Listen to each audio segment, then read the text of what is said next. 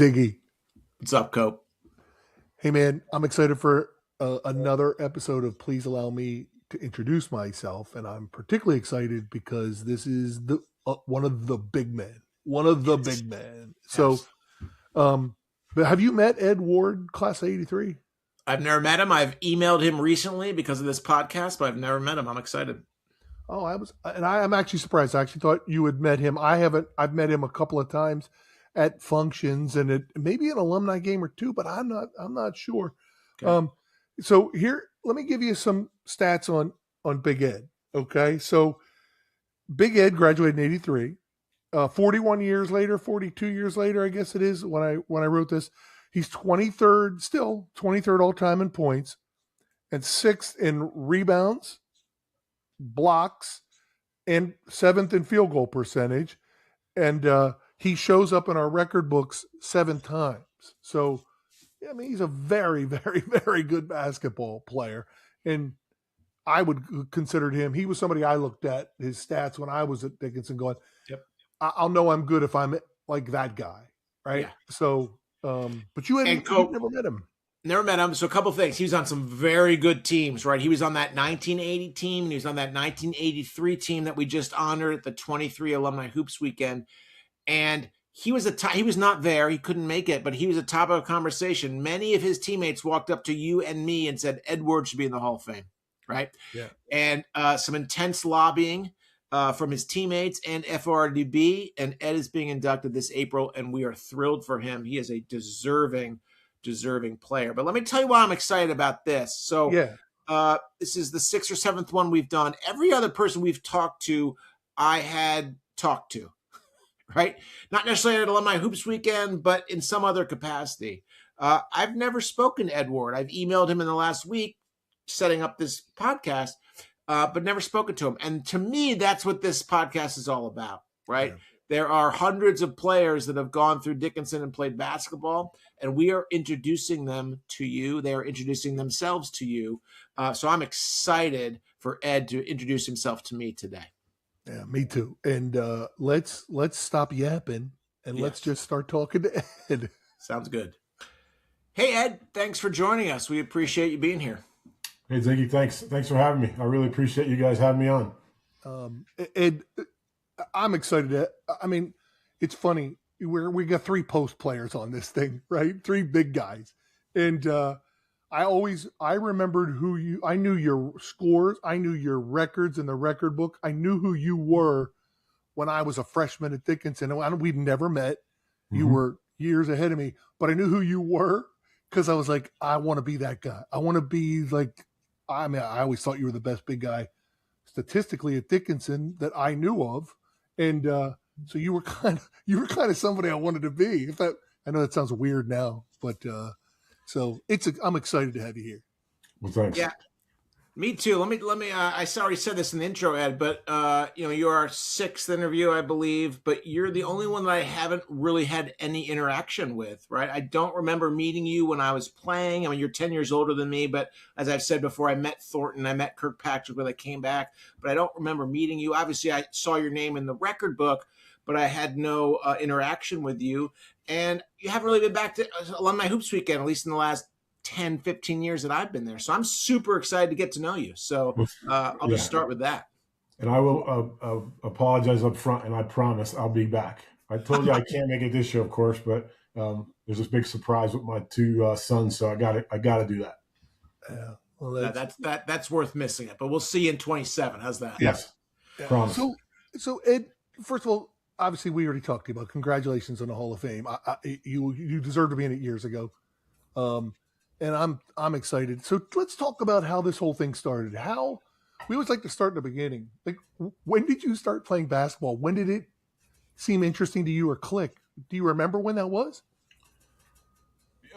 Yeah. So I'm from Northeast Pennsylvania, up in the Wilkes-Barre-Scranton area, and I know your first podcast that I watched, Kim, was also from that area. So I'm from a small town up there called Pittston. I had an older brother. I'm one of five. I'm 4 or 5. My older brother played basketball.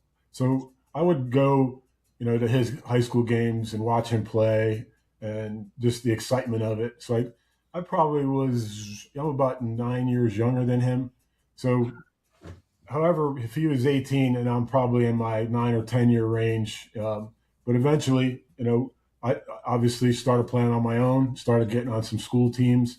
But it just, my parents, we used to have a basketball court on our driveway, and the driveway sloped down to Main Street, which Pittston's not big, but Main Street's kind of hectic.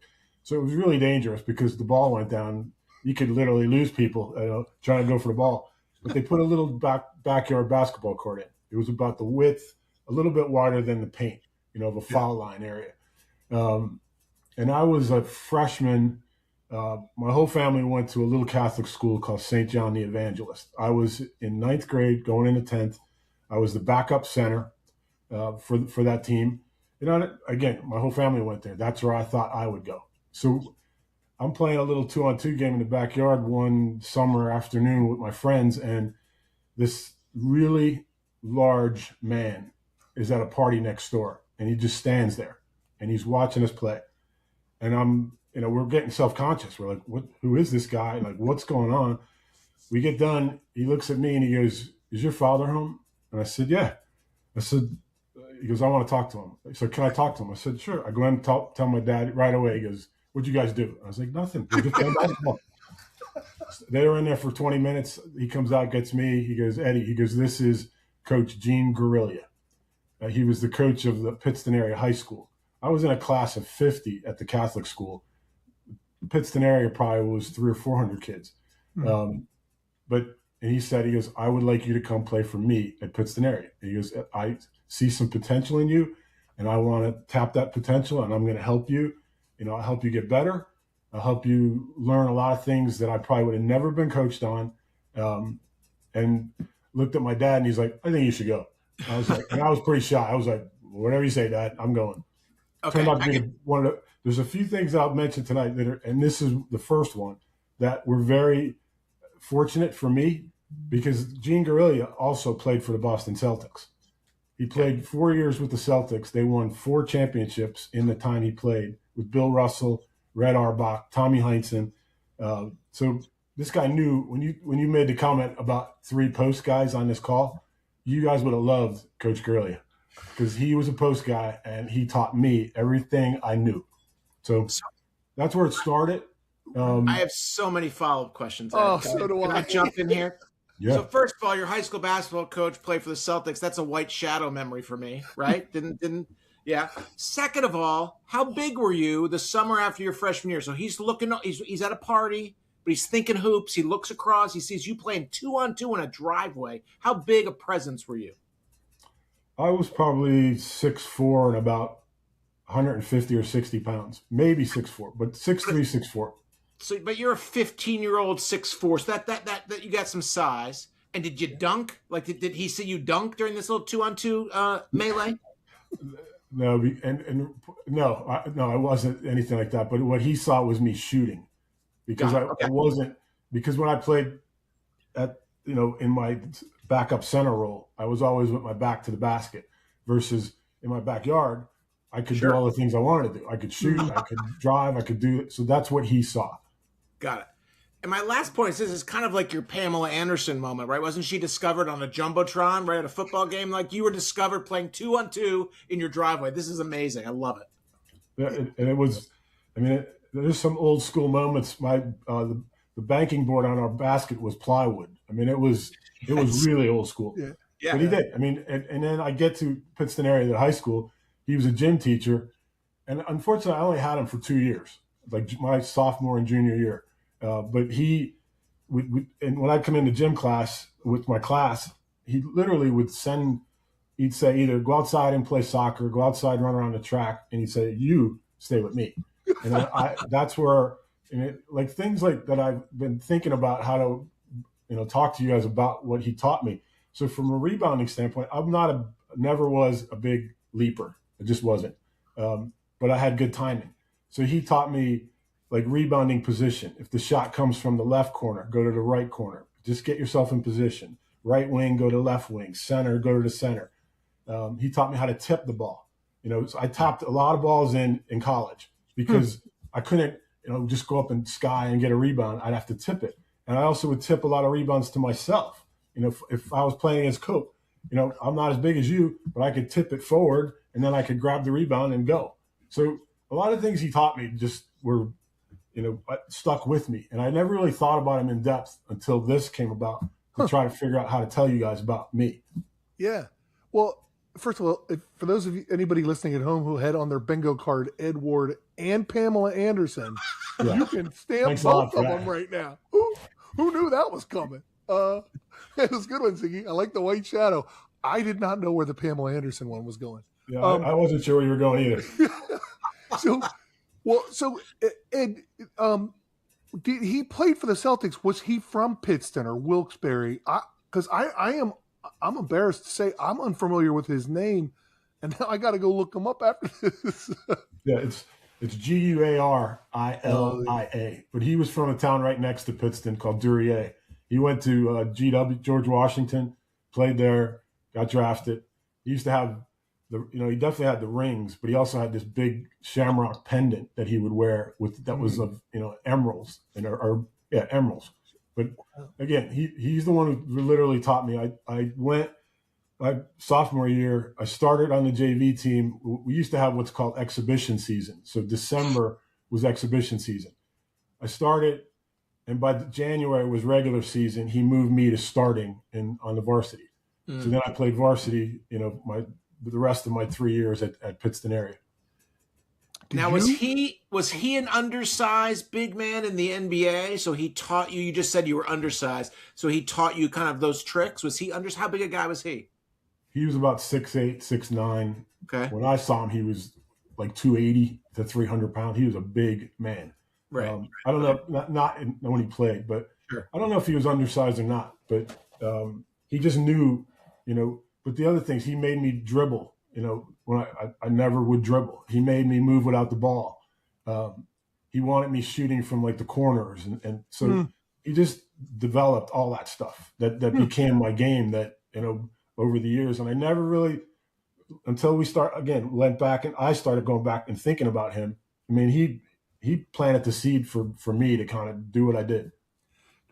Did it sounds like he planted some confidence in you too? Like he's telling you. He sees promise. He's pulling you aside in gym class. He's working, and he's, that's a really. So, were you playing any other sports? No, all basketball. I played a little bit of baseball, but no. When I went there, it was just basketball.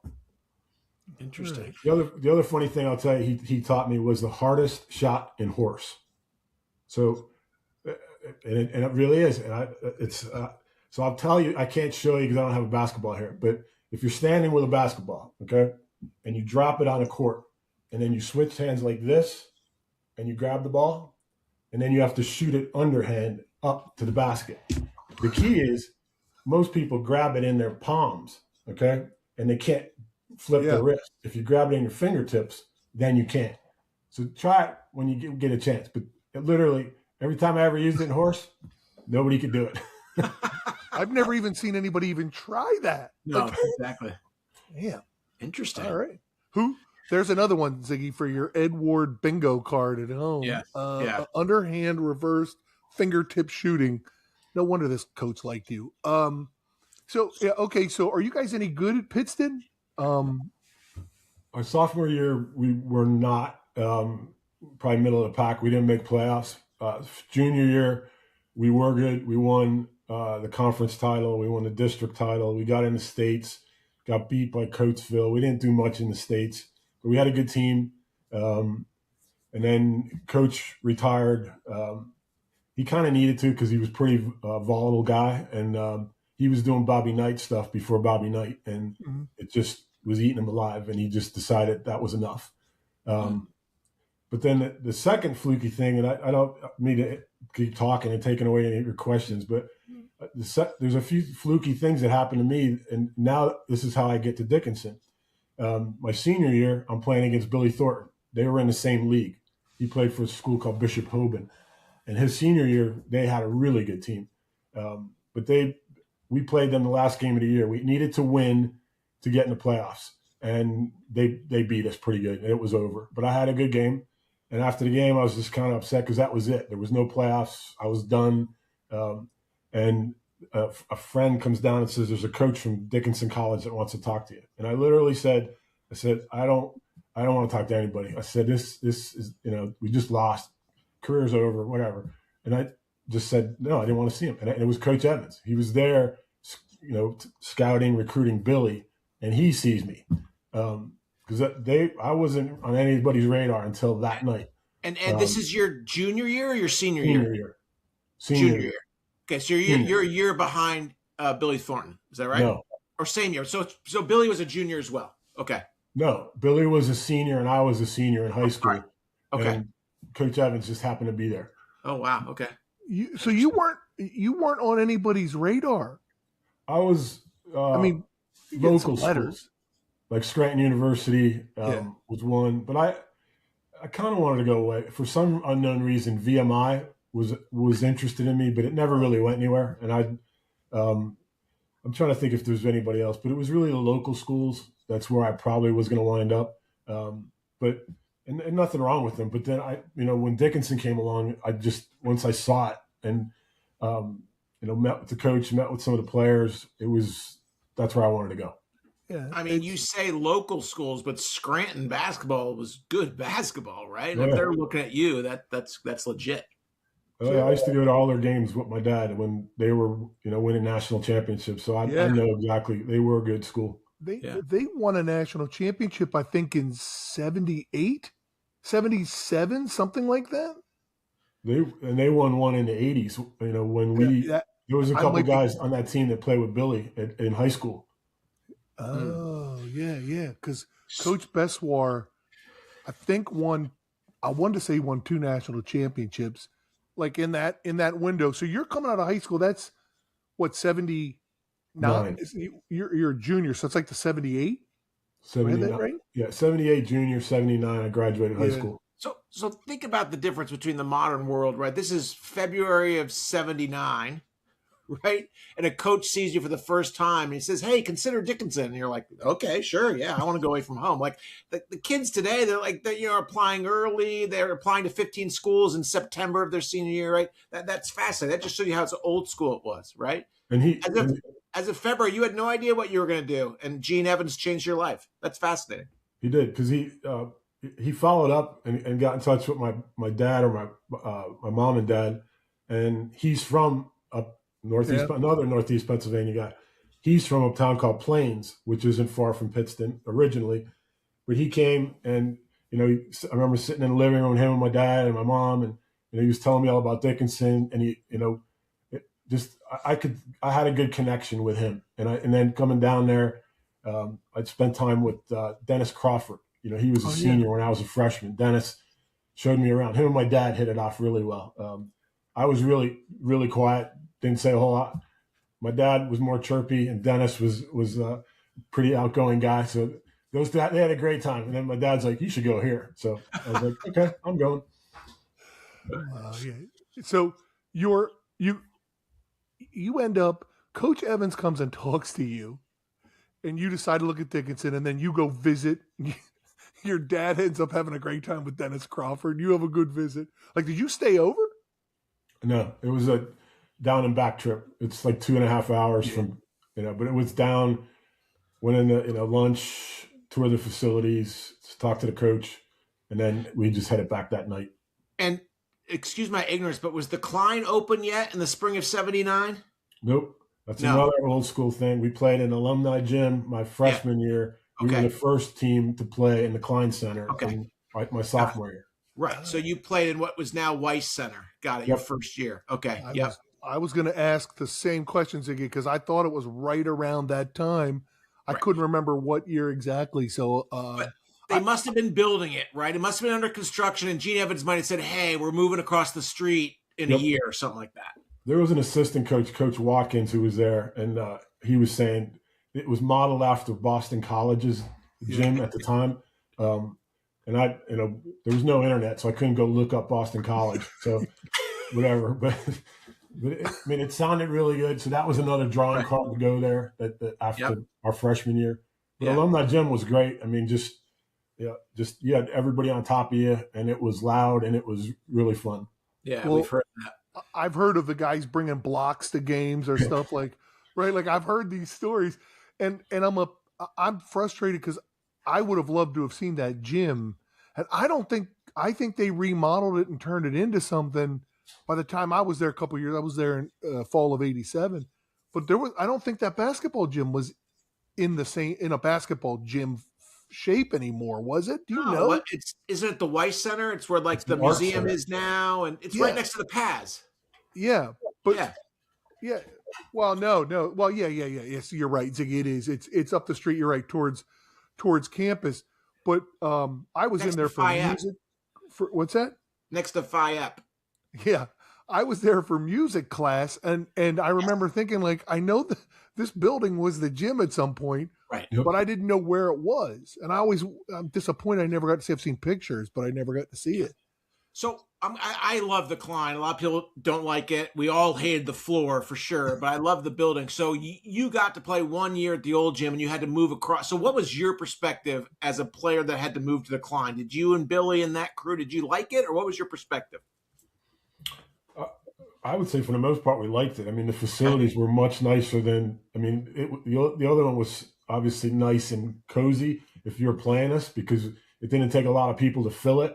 It was Right. loud, as Cope said, but then you go into the Klein Center and you got an indoor track. You've got multiple courts. So pickup games were pretty well attended. Before the season. Yeah. And the locker rooms were a lot nicer than the ones we had. So I would say it was exciting making the change over there. And now when I see it, I'm just kind of like blown away. Yeah. But you went from wood floor to rubber floor. How'd you feel about that? I mean, it was hard. I mean, my knees and whatever. I mean, I never hurt a knee, but I mean, I had swelling and all that kind of stuff and shin splints. But I guess we didn't really think about it too much. I mean, I see what's there now. And I would like to play there sometime. Well, I wish I could. I can't anymore. But I always laugh like we had 14, 19-year-old men in some of the best shape of their life, and we all have patellar tendonitis, and you're like, there might be something wrong with this floor. Now I get it. Then not so much. Okay, so you have a nice high school career. You guys are pretty good, right? That's a competitive area. That's a very strong basketball area up in Northeast Pennsylvania. It takes its basketball very seriously, especially. Does Pittston consider itself like closer to Scranton, or is it's more Wilkes-Barre? Is it not? It's actually right in the middle of the two of them, Cope. It's like 20 minutes from Wilkes-Barre and about 20 minutes from Scranton. It's right in the middle. Yeah. So I wasn't sure if you guys saw like we like GAR as a big rival or Scranton Prep as the big rival. I wasn't sure which direction, like. Most of the league actually was you're right, in the Wilkes-Barre market. We'd play the Scranton teams in exhibition and in playoffs. But had a lot of friends. They didn't have AAU back then, but we did have like club teams. And I played on one called the Loyalists that went around to different areas. But there was guys from Scranton Prep, Scranton Central, West Scranton. Yeah. But you're right, the league was more Wilkes-Barre based. I thought it might be. I wasn't sure. Go ahead, Brandon. So you have some good teams, right? You get there, your freshman year, the 80 team's a very good team, right? Yep. You got Freisinger, who's a sophomore, right? You're going to play 3 years with him, and he's the all-time leading scorer. You come in with Billy Thornton, who is also a Hall of Famer. So tell us a little bit about your 4-year career, because that's a nice 4-year window that you got to play in terms of team success. Oh, yeah. I mean, very successful. We won the conference, I think, 3 times, 3 of the 4 years. The overall championship once, got to the NCAAs twice. But, freshman year, super strong core group of seniors. I mentioned Dennis Crawford, Doug Pauls. Those 2 guys were mentors to me throughout and still are in my lifetime. With Davey Evans, Coach Evans' son was there. Mm-hmm. Sheldon Danziger, Danny Zarica was a center. I'm missing somebody. Either way, but there were 6 seniors, and they were very, very strong. People, they were helpful. you could look up to them, and they kind of showed us the ropes. They'd rough you up. They'd tell you when you did right, when you did wrong. But we did have a really good team. That's the year we won the overall championship and the league and got to the NCAAs. I think we beat Ursinus. And you make varsity as a freshman. Like, you're on that varsity team. How many minutes are you getting on that good team as a freshman? I was on the varsity. Billy and I and John McClatchy, my roommate, was also on the team. I got a lot of minutes. I don't know to tell you an exact. I mean, there were some games I played a lot, and there were some games I didn't play maybe at all or a couple minutes. And there was a couple games stretch I think I started. So I mean, it was kind of up and down, but I mean, I guess that's to be expected. I didn't like it, but that's what it was. I mean, I just had to get better if I wanted to start. And then the next 3 years, I did start sophomore, junior, and senior year. Good teams. Sophomore year was probably the record-wise not as good, but it was definitely well over 500 from a record standpoint. But I remember us getting beat by F&M that knocked us out of the playoffs. And then junior year, we won the league. Senior year, we won the league. But again, playing with guys like Dave Freisinger, Mike Heel was with him. He was a guard, but Dave was obviously a quality player. Just a super nice guy. I mean, his personality and mine are, I would say, kind of similar. We're not super outgoing, but you're observant. You're loyal. You're going to do whatever it takes to get a win. And Dave had a lot more attributes and skills. I mean, he was like a 6'4" guard at the time, which was kind of unheard of. Right. But anyway, and then you go forward. With him. My junior year, he was a senior, and then our last year, it kind of flips. When I told you that my freshman year we had 6 seniors, and I looked at this picture. Hopefully, you can see it. Yeah. Okay, so there's 6 guys in that picture, and actually we're all on the bottom row. Those are all seniors. Okay, you can see Billy, you can see me, Pete Vogt, Leon Rose, Billy Boyd, and John McClatchy. So now we are the 6 seniors for the guys coming in. You can see Ted in that picture, Ted Kirkpatrick. Yep. And Ted was excellent. I mean, that guy, I wish I had one more year eligibility. I would have loved to play with him one more year. But I mean, you could tell he was going to be really good. Kyle Miller, was definitely good. Matt Rocco, he's in there somewhere. But again, we were then the seniors that were kind of being the ones to mentor the younger guys coming into the program. So it was a nice kind of turnaround after my freshman year to my senior year. It's nice bookending, like that 6 when you come in and you're then 6. So how many, if you were, and you may not remember, how many came in with you? Was it 6 and you guys all stuck with it, or were there 8 or 9 and just, I mean, it's still the fact that you have 6 still around is atypical. And I think it's also a reflection of why you won. Right. It kind of goes back to what Ted was telling you guys about the dinner with Mrs. Evans and Coach Evans. We had a spaghetti dinner at their house, and there was probably 12 guys. I don't remember all of them, but there were more than those 6. But we did have more than what I've heard. I think he described. There was only like 1 or 2 people that were left in his senior year, but we had more than that. But I mean, there was definitely more than just the 6 of us. But I couldn't tell you the number that we had. That's a, and it's funny. I can think the 87 guys. I think they had 6 guys who played all 4 years and graduated together. So it was interesting. I never thought about it. What's that? That's rare. I mean, Cope, you've talked about coming in. You're the only freshman. I mean, I came in with 9 guys. Only 2 of us played 4 years, right? To have 6 is rare. And I think, Cope, you're right. That's why those are quality teams, right? That 80 team had 6 seniors. That 83 team had 6 seniors. That's strong. Yeah. It's unlike college basketball today where you know who's coming back and you recognize the faces and, hey, he looks bigger, faster, stronger. Like there's a little bit less of that, it seems like, these days. So, Ed, I know we were talking about the championships you guys won, and I noticed when we were in our research, you must have had a good one against Western Maryland. I think it was your senior year, because I saw you were 11 for 12 from the floor. Do you remember that? It was still Western Maryland now, McDaniel. It was still Western Maryland. I got a funny story to tell you about that game. Oh my God, I can't believe you touched on that game. I told you my dad was a character, right?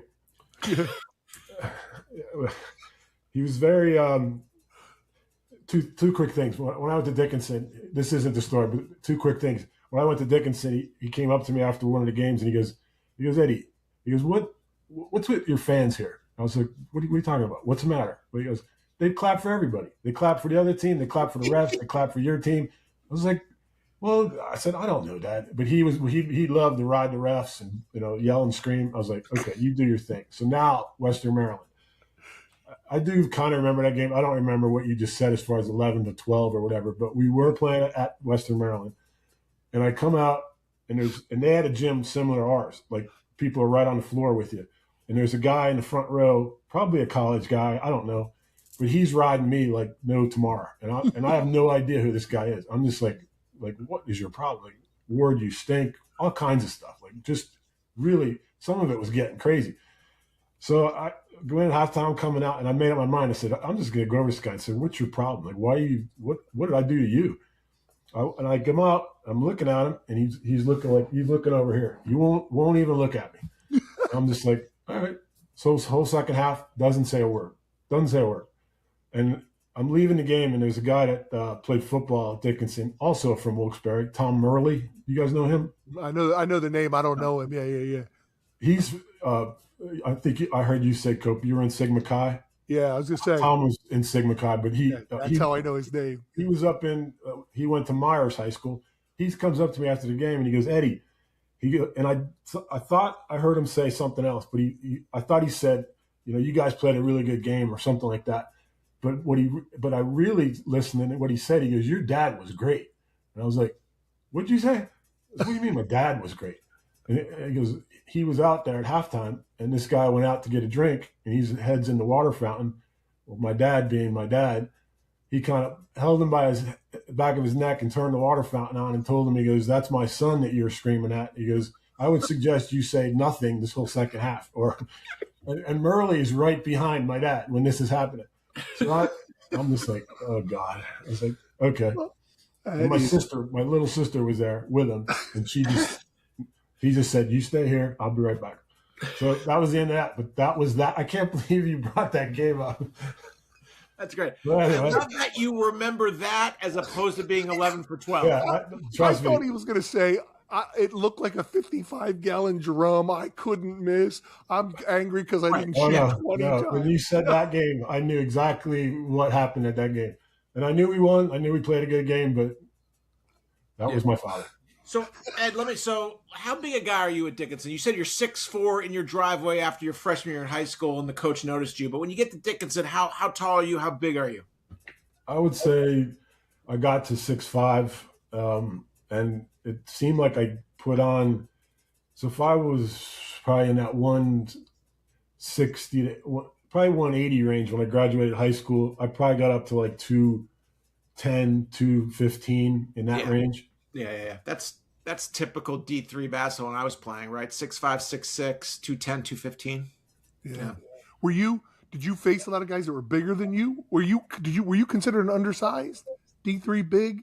I know you faced the basket a lot, but I mean, I would say for the most part there were guys typically were maybe a couple inches bigger than me. There was one guy at Ursinus that was really good. His name is Broderick. He was like 6'8", but he was really good and really tough to defend. But he'd probably be the main exception. We played some oddball teams. My freshman year we went to Florida. We played Stetson, which was Division I. Yeah. So some of those teams had like 7-footers. That was not the norm for us. Right. But most of them were in that 6'6", 6'7" range. Yeah. I do remember Scranton always recruited super tall guys, and we went and played them my senior year.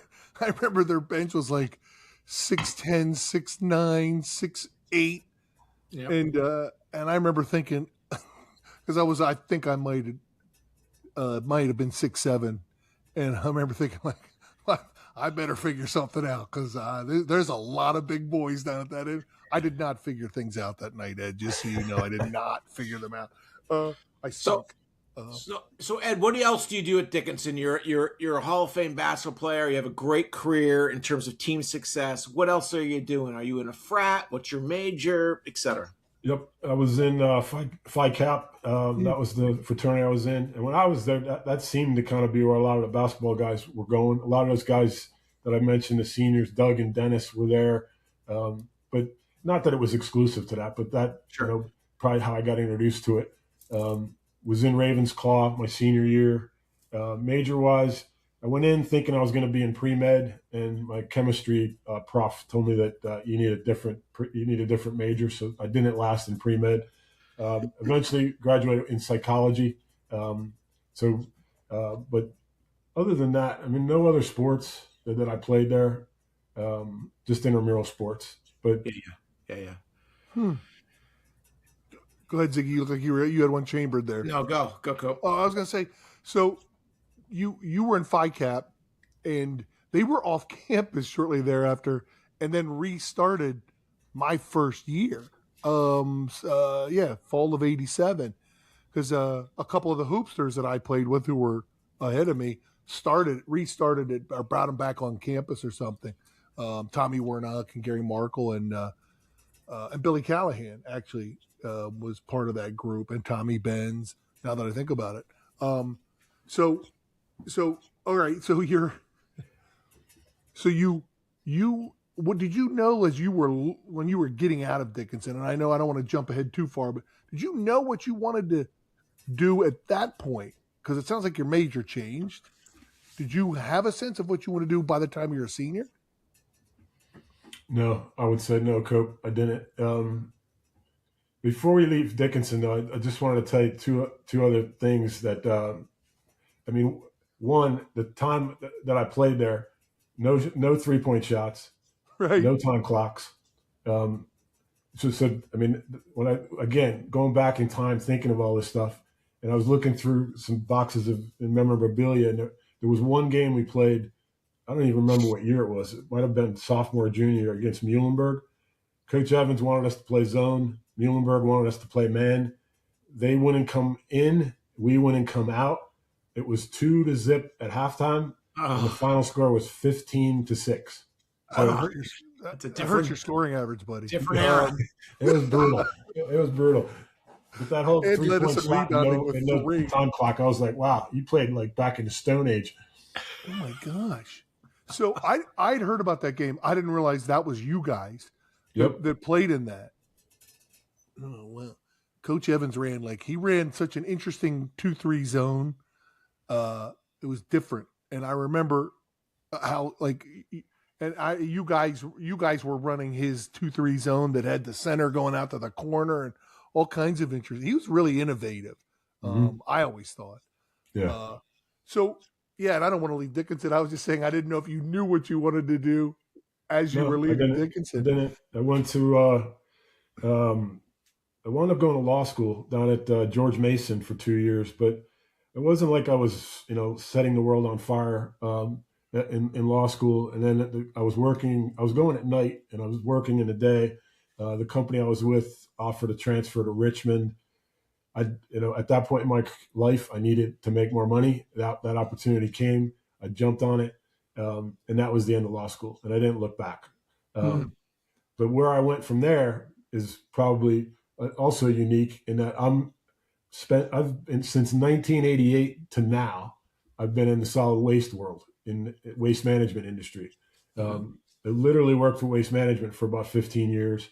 Worked for an independent in Central PA, and then we were purchased, and now with another national provider for the last 5 years, which got me to where I'm living at now, which is in North Carolina. So, but where Dickinson and that whole major and comes into play with it, I managed a lot of people. I mean, coming from a team environment, that was always natural for me. I wasn't an individual sport guy, so being on a team was always what I knew it was important. Managing people, leading people. I mean, that was kind of the path that I've, been on within this solid waste industry. Yeah. And now, getting towards the end, but I mean, I'm still in it.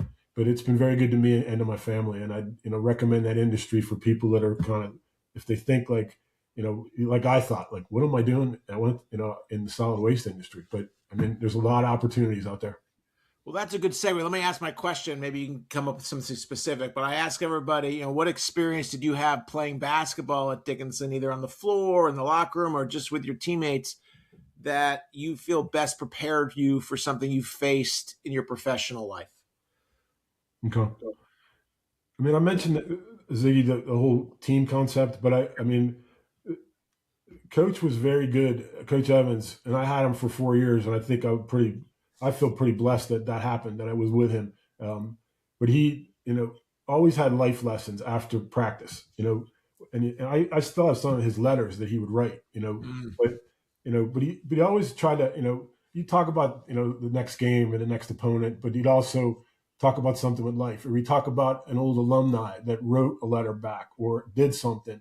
So I'm pretty observant, so that I'm kind of like a sponge. I take all that information in, and the highs and the lows, of playing basketball. You win. If you win a lot, you're fortunate, but you lose, and there's heartbreak and all that kind of stuff. But just perseverance, to stick with it. When I went to work, and more so again, the career I'm in now at Waste Management, or the waste management industry. I don't work for waste management. I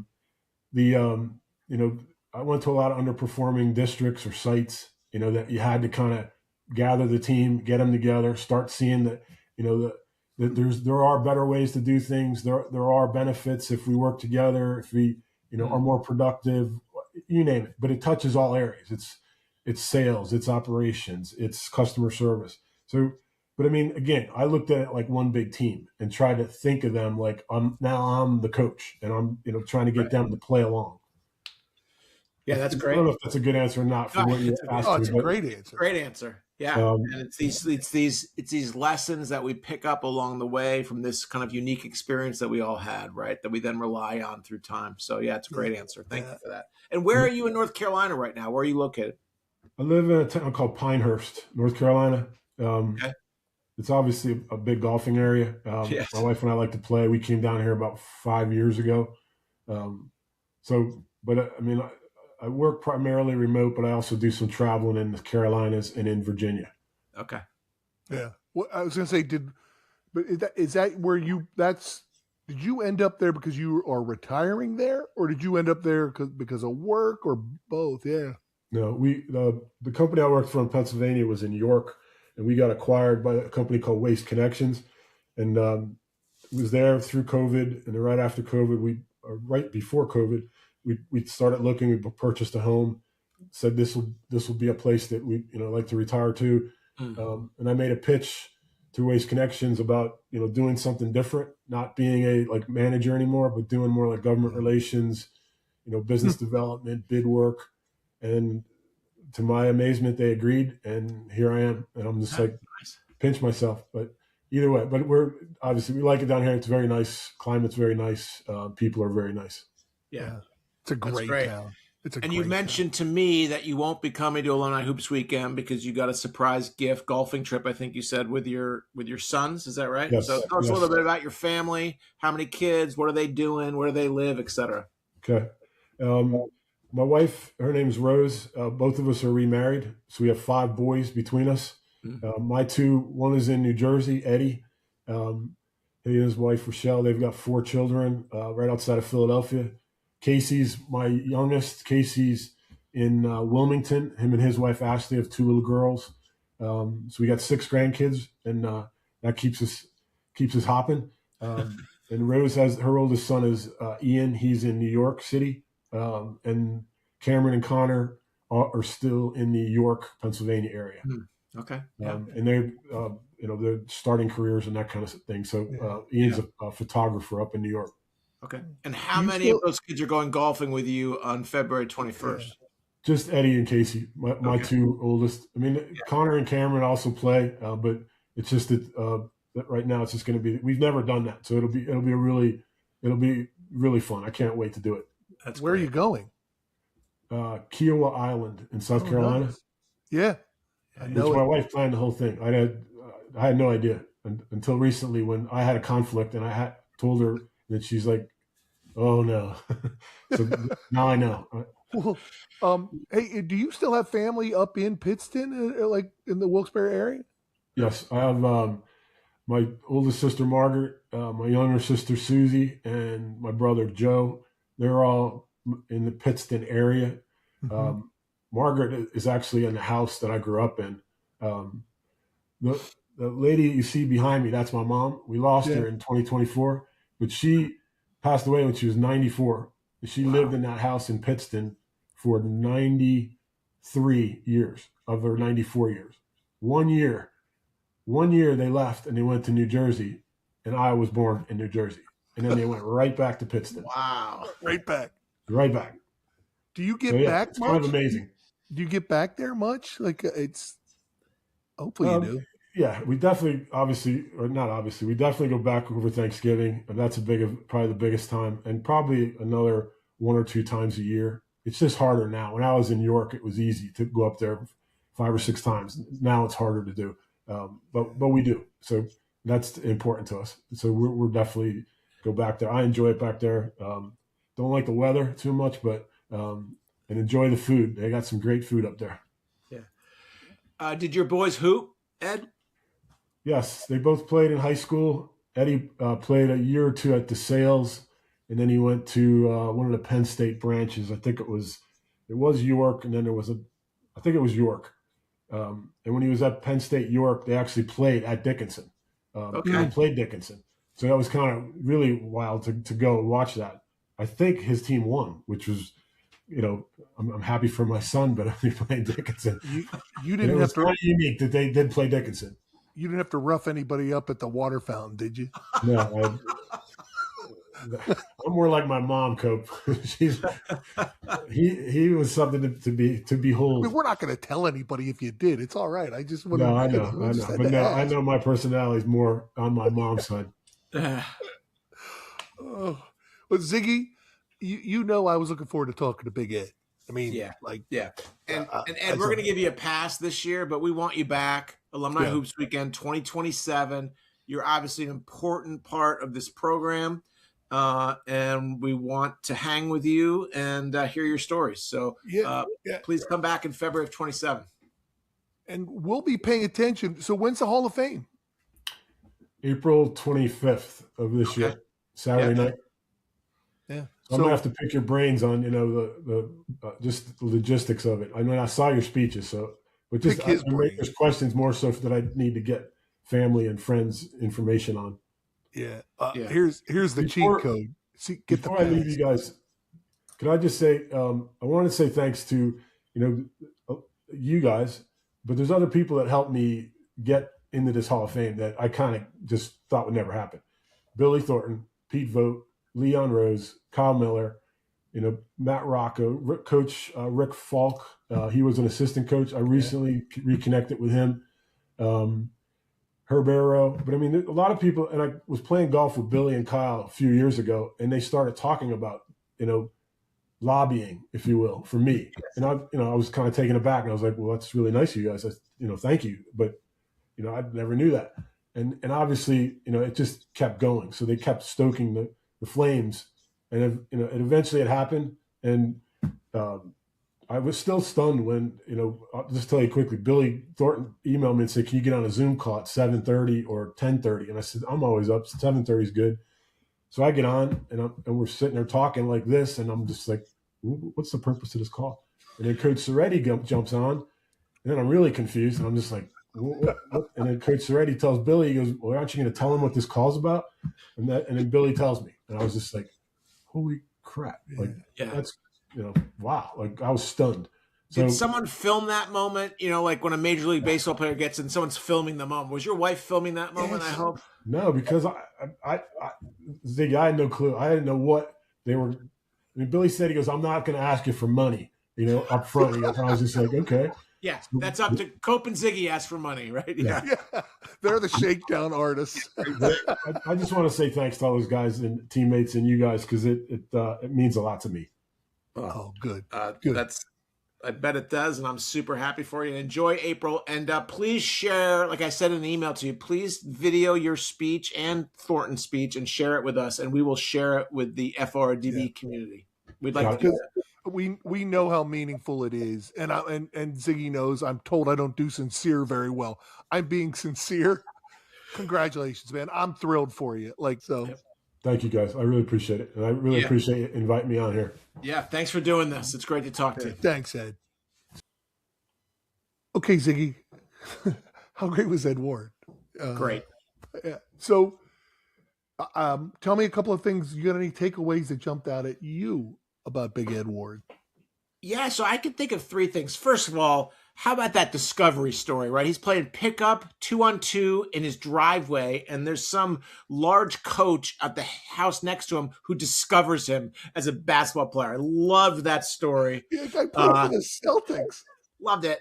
And then, as you know, I was an undersized big man. You call me a big man, but I'm 6'3.5", right? Didn't have the skill set to be anything else, but kind of that defined my Dickinson career. And to hear him talk about how he was coached to be a smaller big man, I thought to myself, wow, I wish I'd had that coaching, right? The ability to tap a ball to yourself, right? Because you might not be tall enough or have the leaping ability to go grab it, but you could have some moxie, you could tap it to yourself, right? And as you know, in Froman's system, if I had tapped a ball to myself and gotten the rebound, that's a +2, right? So I wish I had had the coaching to do that. So I really picked up on that. And then the other thing was just my question about what did you pick up that you've used in your professional life? And his whole answer was about teamwork. That resonates for me. And I think resonates for anyone who's played Dickinson basketball. Yeah. Well, I think it's funny you finished with that, because I was going to start with team. I bothered him about his big game at Western Maryland, and he didn't even talk about it. He talked about, he had a great story, right? Great story. Yes. That's a hell of a story. That's a Northeast PA Pittston style of handling somebody in the crowd, which I like, but he didn't mention any of that stuff. Right. And now you see why his teammates were so adamant. Like you said something earlier about that there was some lobbying, but let's be realistic. The guy was a player. I mean, totally. We looked this up. He was one of the top 10 players in their division 3 straight years. He was honorable mention 2 years and first team all conference 1 year. Like Ed Ward could play. He just had a lot of guys who could put the ball in the basket on his team with him. So I think I was impressed by team. Just that's all he talked about was team. He actually said that's what he did at work for a long time. And I thought that was, to me, that meant a lot. And look, the guy's going in the Hall of Fame. And if you're watching, maybe if you're listening, you could hear it. It means a lot to him. Like it really means a lot. And I just think the world of that. And he's been a great person to be around for me. Yep. I wish he'd been back on campus to work with me as a player, because I suspect I would have learned a lot from him. Yeah. And I'll tell you, you talk about 3 years being kind of one of the best players in the league, but the thing that I picked up on was how he made an impact on that 1980 team, right? Yeah. That was a great team. It had 6 seniors. It had a sophomore, Dave Freisinger, and he said, hey, I was in the rotation. I might have started a couple games. Like he came in as a freshman, and he was a player right away. He didn't make all conference that year, but he was a player. And, people that can do that as freshmen, they're different. So I picked up on that. Well, and I think we'll finish on this. If you want to know how good Ed Ward was as a player, you could waterboard him. I don't think you'll get it out of him. Just ask one of his teammates, because they won't stop talking about him, right? So on and off the court. So I love that, Ziggy, as always. I love these, and hopefully people enjoy these half as much as we do. Absolutely. Thanks, Cope. Thanks, buddy.